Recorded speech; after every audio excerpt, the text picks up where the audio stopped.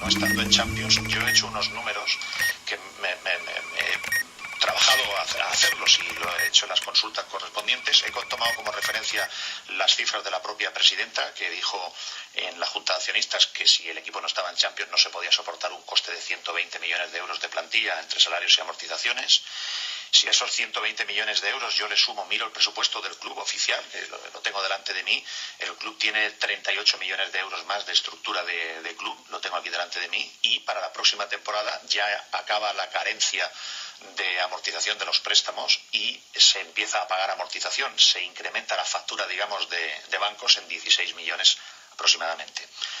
Son 120 más 38 más 16, son 174 millones de euros, creo, aproximadamente a lo que nos vamos de gastos la próxima temporada. Y si miro ingresos, pues serán 67, 68 de la tele aproximadamente, también lo he consultado.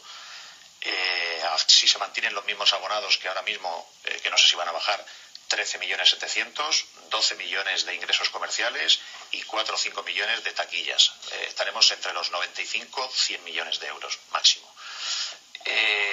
Hay que hacer una reducción. No hablo del fair play, esto no hablo de eso, hablo de ingresos, gastos en el club. Hay que reducir 74, 75 millones de euros. O sea, no, solo una pequeña precisión, pero creo que has hecho tú los deberes económicos, pero bueno, piensa que estás mezclando cash con presupuesto, son cosas diferentes.